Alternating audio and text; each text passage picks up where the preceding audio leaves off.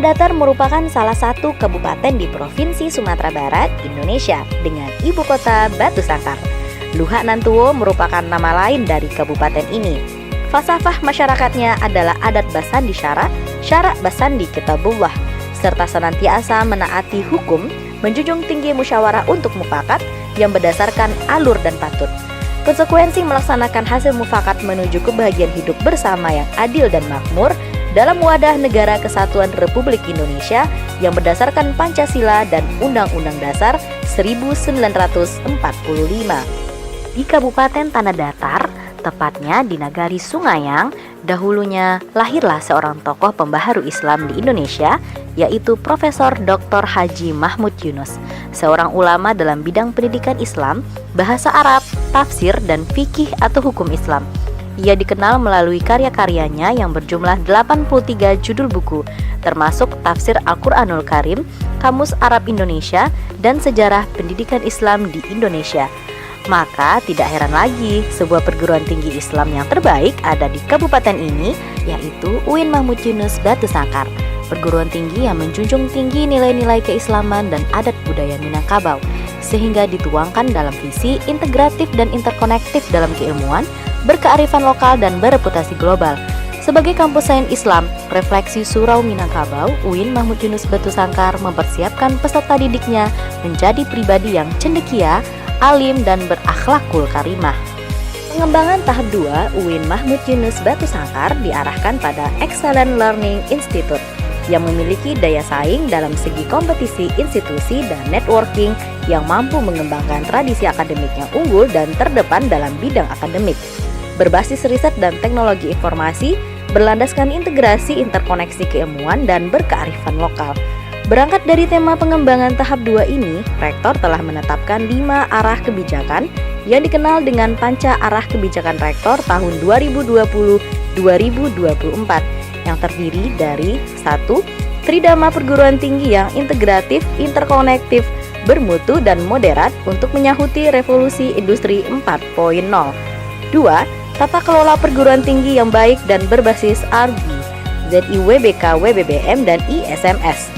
3. SDM yang unggul dan ramah IT. 4. Lulusan yang berakhlak mulia, produktif, inovatif, dan memiliki daya saing. Dan yang kelima, keuangan dan sarana prasarana yang kuat dan berdaya saing. Kebutuhan akan kehadiran SDM, baik tenaga pendidik dosen maupun tenaga kependidikan yang profesional, akan sangat menentukan kualitas layanan yang diberikan UIN Mahmud Yunus Batu Sangkar. Oleh karena itu, secara kuantitas dan kualitas, UIN Mahmud Yunus Batu Sangkar telah meningkatkan secara terstruktur sumber daya manusia. Perkembangan jumlah mahasiswa UIN Mahmud Yunus Batu Sangkar dari tahun 2017 sampai 2021 mengalami kenaikan setiap tahunnya. Pada tahun 2021 mengalami kenaikan sebesar 9% dari tahun sebelumnya, yaitu dari 7.985 mahasiswa menjadi 8.076 orang mahasiswa yang berasal dari luar dan dalam negeri. Mahasiswa UIN Mahmud Yunus Batu Sangkar telah banyak meraih prestasi akademik dan non-akademik, baik berskala nasional maupun internasional. Dengan ini menandakan bahwa UIN Mahmud Yunus Batu Sangkar sanggup mencetak mahasiswa yang ahli di bidangnya. UIN Mahmud Yunus Batu Sangkar berupaya terus untuk melengkapi sarana dan prasarana pendidikannya, sehingga dapat memenuhi tuntutan stakeholders ataupun kualitas proses dan layanan pendidikan yang diselenggarakan. Assalamualaikum warahmatullahi wabarakatuh. Kepada yang terhormat dosen penguji ujian kinerja PPG dalam jabatan Bat 1 tahun 2023. Perkenalkan, saya Siti Horidatun Nikmah, NIM 2260101256, mahasiswa PPG dalam jabatan Bat 1 tahun 2023 di UIN Mahmud Yunus Batu Sangkar. Saya mengajar di Madrasah Sanawiyah Nurul Islam Jebol Mayong, Kabupaten Jepara, Provinsi Jawa Tengah. Pada kesempatan kali ini, Kamis tanggal 24 Agustus 2023, saya akan melaksanakan kegiatan praktek pembelajaran untuk memenuhi ujian kinerja PPG dalam jabatan Bat 1 tahun 2023. dengan mengambil materi kelas 7, yaitu sifat-sifat Allah. Untuk lebih jelasnya, berikut video praktek pembelajaran yang akan saya laksanakan. Untuk itu, mohon masukan dan saran agar kedepannya kegiatan pembelajaran yang saya lakukan lebih baik lagi. Terima kasih atas perhatiannya. Wassalamualaikum warahmatullahi wabarakatuh.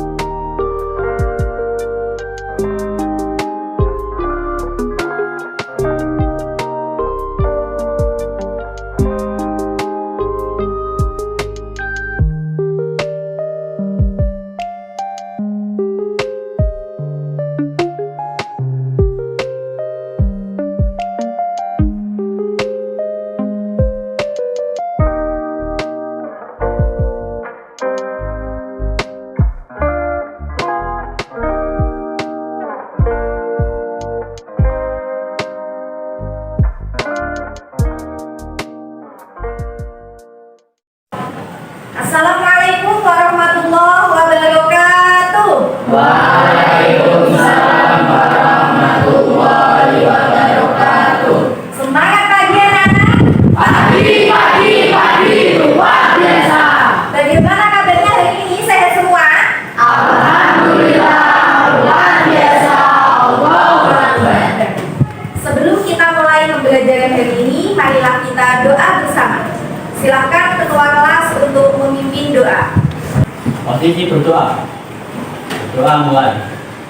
A'udzubillahiminasyaitonirrajim. Bismillahirrahmanirrahim. Alhamdulillahirabbil alamin. Ar-Rahmanirrahim. Maliki yaumiddin. Iyyaka na'budu wa iyyaka nasta'in. Ihdinas siratal mustaqim.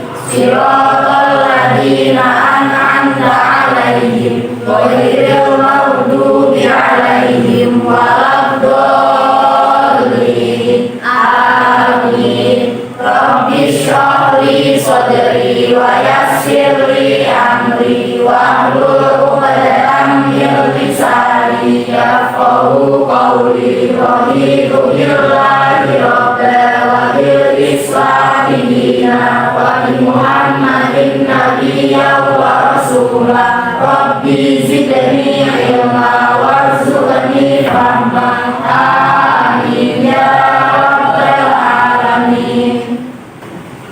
Terima kasih. Sekarang Ibu absen dulu ya.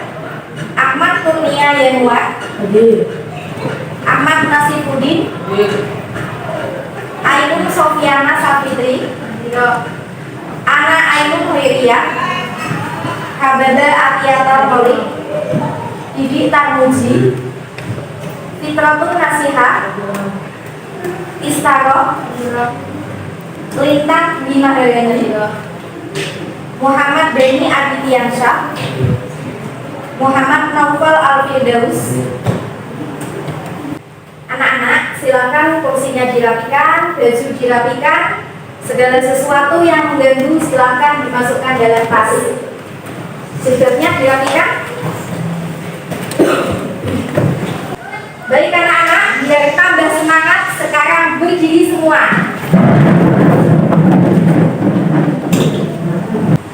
Anak-anak, sekarang kita bermain tepuk. Kalau Bu Ida bilang tepuk satu, coba bersama. Satu, dua. Kalau tiga, diam. Bisa? Kita praktekkan bersama. Tepuk 1, 1, 1, 2, 1, 3. Terima kasih. Sekarang kembali ke tempat duduk. Mudah-mudahan anak-anak selalu semangat, karena pada dasarnya menuntut ilmu merupakan kewajiban bagi setiap muslim, seperti dalam hadis Nabi, thalabul ilmi fardhotun 'ala kulli muslimin wa muslimatin. Ya. Anak-anak masih ingat dengan materi yang kemarin tentang apa? Apa sih itu akidah Islam? Ada yang tahu? Silakan Mas Reza. Akidah Islam adalah pokok-pokok kepercayaan yang diyakini oleh seorang muslim yang bersumber dari Al-Quran dan Hadis. Terima kasih. Ada lagi tentang apa? Silakan Mbak Putri. Wujud akidah Islam yaitu iman, Islam, dan ihsan. Terima kasih. Benar sekali bahwa akidah Islam adalah pokok-pokok kepercayaan yang diyakini oleh seorang muslim bersumber pada Al-Quran dan Hadis. Sedangkan unsurnya meliputi 3, yaitu iman, Islam, dan ihsan. Baik anak-anak, sekarang Ibu mau menjelaskan tujuan pembelajaran yang hendak kita capai. Silakan bisa dilihat di layar depan.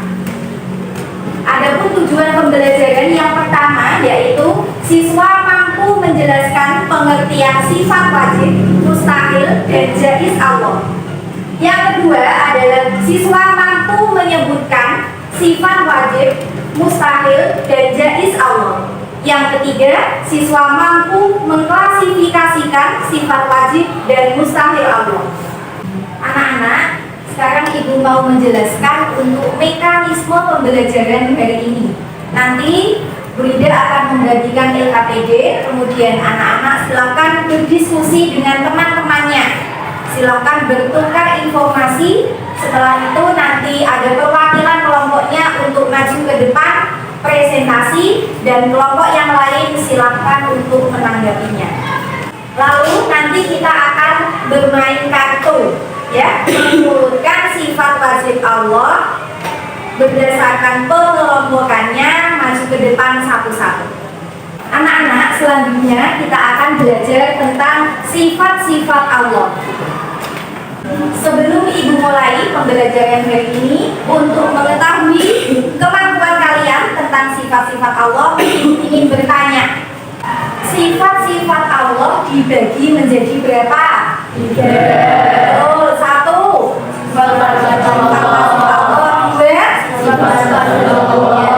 3. Betul sekali. Sifat wajib Allah yang wajib kita imani jumlahnya ada 20. Sifat mustahil Allah yang wajib kita imani ada 20. Sedangkan sifat jaiz Allah ada 1. Terima kasih, tepuk tangan.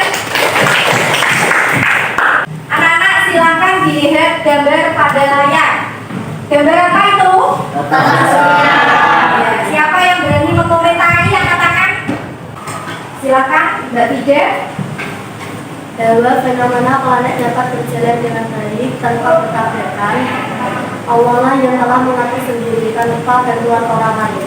Yang tersebut menunjukkan bahwa Allah bersifat yang binafsihi, yaitu berdiri sendiri atau berat kuasa.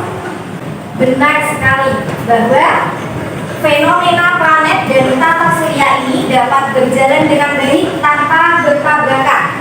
Hal ini menunjukkan pasti ada yang mengaturnya, yaitu Allah, ya, tanpa bantuan orang lain. Menunjukkan bahwa Allah bersifat yang binafsihi, dapat berdiri sendiri tanpa bantuan orang lain. Baik anak-anak, silakan lihat video yang Ibu tayangkan dalam layar. Iman kepada Allah merupakan iman yang pertama dan menjadi dasar bagi rukun-rukun iman yang lain. Iman kepada Allah adalah mempercayai dengan sepenuh hati bahwa Allah Subhanahu wa Ta'ala ada dan memiliki sifat-sifat keagungan dan kesempurnaan. Sifat-sifat Allah Subhanahu wa ta'ala meliputi 3. 1. Sifat wajib Allah. 2.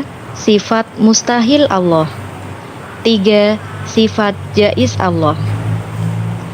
Sifat wajib Allah adalah sifat yang harus ada pada zat Allah sebagai kesempurnaan baginya. Sifat wajib Allah ada 20 dan wajib kita ketahui serta. Baik anak-anak, sekarang waktunya berdiskusi. Nanti Ibu akan membagikan LKPD. Silahkan nanti dikerjakan diskusi dengan temanmu, bertukar pendapat. Setelah itu presentasi ke depan dan kelompok lain silahkan menanggapinya. Bisa dipahami? Silahkan kelompok sesuai dengan yang Ibu bagi.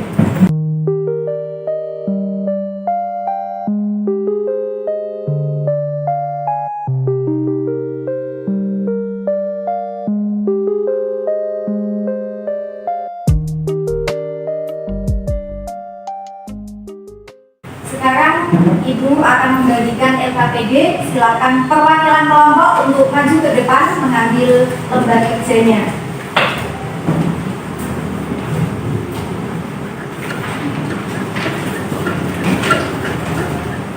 Iya, nama kelompoknya ditulis, kemudian kelasnya, materinya tentang apa. Lalu ada soal ini nanti didiskusikan dengan temanmu. Silakan.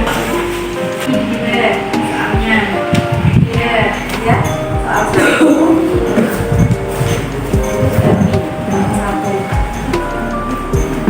Ya, sambil dibaca.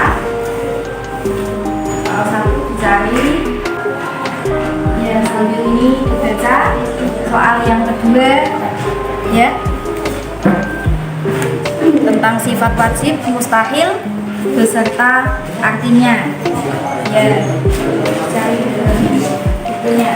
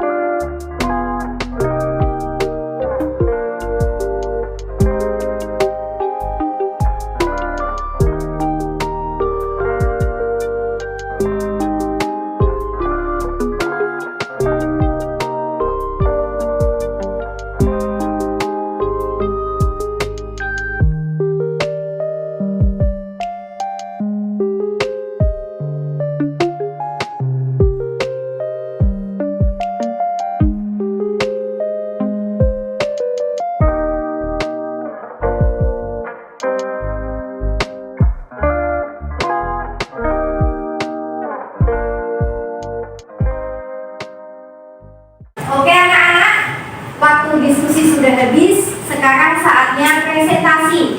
Silakan dari kelompok 1 untuk maju ke depan.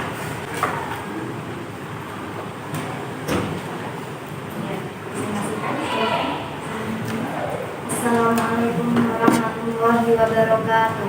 Waalaikumsalam Saya perwakilan dari kelompok 1 akan mempresentasikan hasil diskusi kelompok kita.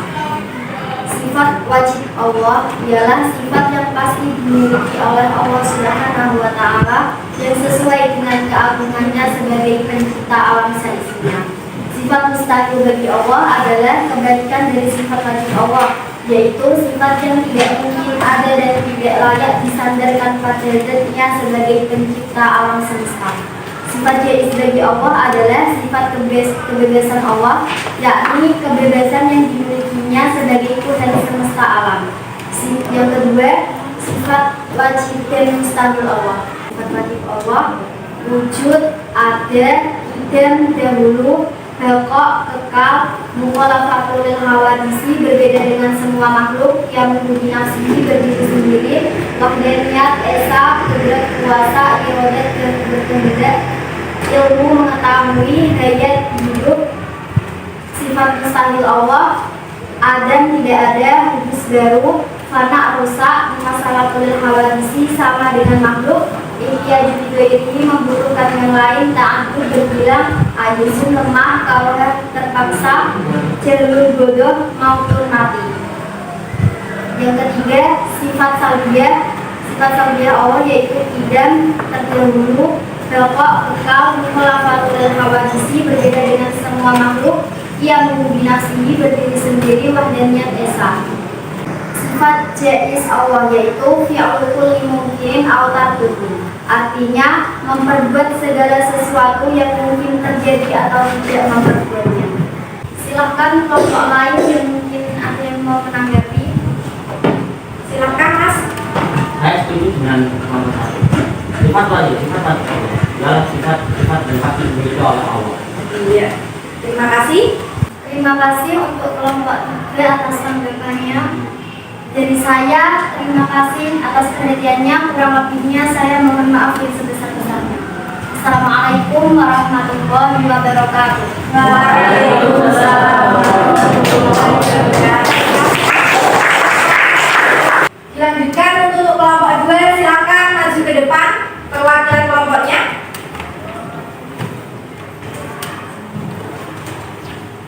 Assalamualaikum warahmatullahi wabarakatuh. Waalaikumsalam warahmatullahi wabarakatuh. Saya dari kelompok 2 akan mempresentasikan hasil diskusi kami. 1. Sifat Allah ialah sifat-sifat yang pasti dimiliki oleh Allah Subhanahu wa Ta'ala yang sesuai dengan keagungannya sebagai pencipta alam seisinya. Sifat mustahil bagi Allah adalah kebalikan dari sifat wajib Allah, yaitu sifat yang tidak mungkin ada dan tidak layak disadarkan zatnya sebagai pencipta alam semesta. Sifat jaiz Allah. Sifat jaiz bagi Allah adalah sifat kebebasan Allah, yakni kebebasan yang dimilikinya sebagai Tuhan semesta alam. Wassalamualaikum warahmatullahi wabarakatuh. Waalaikumsalam warahmatullahi wabarakatuh. Kelompok 2. Terima kasih atas presentasi dari 3 kelompok. Bagus-bagus sekali ya, kalian sudah menampilkan yang terbaik. Selanjutnya silakan kembali ke tempat duduk semula.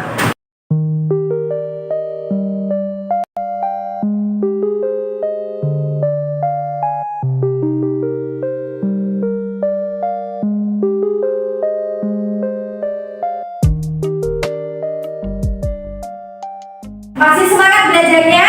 Semangat! Terima kasih. Selanjutnya kita akan menempelkan kartu ini yang sudah saya acak. Kartu ini adalah sifat wajib Allah. Nanti anak-anak mengelompokkan sesuai dengan pembagiannya yang dikelompokkan menjadi 4. Ya, silakan maju ke depan satu-satu untuk menempelkan ini.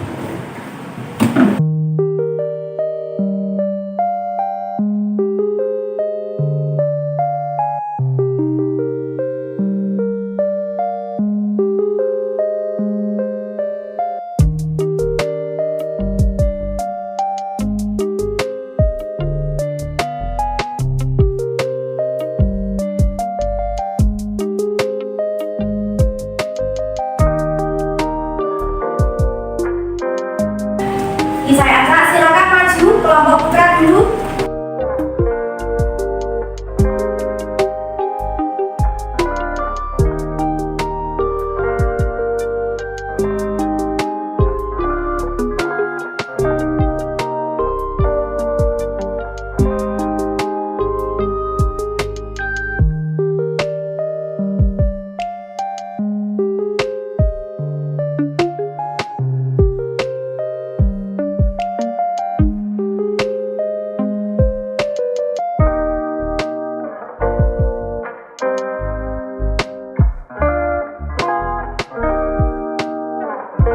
Sekarang gantian untuk kelompok putri, silakan maju ke depan.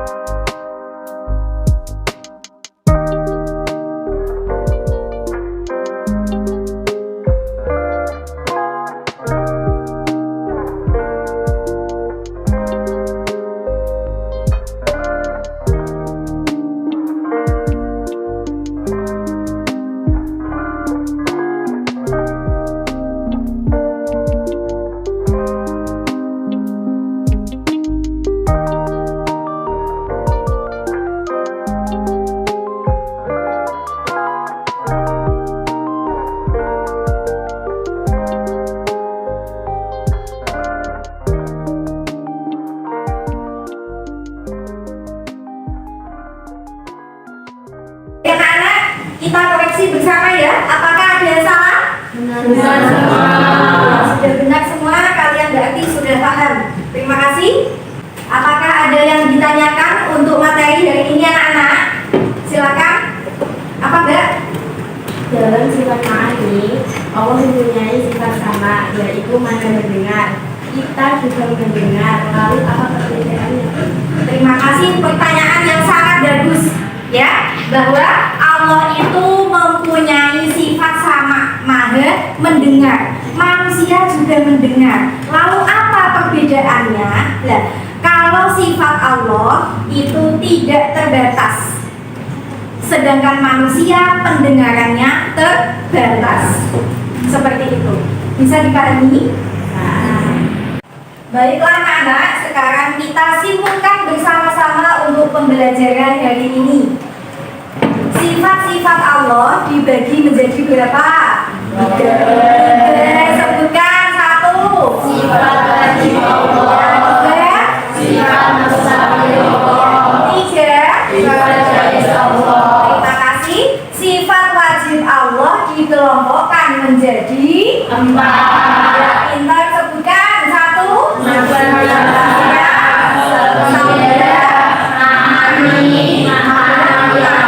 Ya, terima kasih. Kita sebagai orang beriman harus percaya dan yakin kepada Allah. Percaya terhadap sifat-sifat Allah. Percaya bahwa alam semesta ini beserta isinya adalah ciptaan Allah. Anak-anak, bagaimana pembelajaran hari ini? Apakah menyenangkan? Menyenangkan. Refleksi apa yang anak-anak dapatkan setelah belajar tentang sifat-sifat Allah? Ya, apa Mbak? Dapat memperteguh keimanan kita. Iya, terima kasih, bagus sekali. Sebelum kita akhiri, untuk tugas berikutnya silakan anak-anak pelajari bab selanjutnya, yaitu tentang dalil sifat-sifat Allah. Dengan harapan supaya besok ketika kita bertemu kembali, anak-anak sudah mempunyai wawasan sehingga bisa mengikuti pembelajaran dengan baik. Dan jangan lupa pembelajaran yang telah kita pelajari hari ini silakan diulangi di rumah.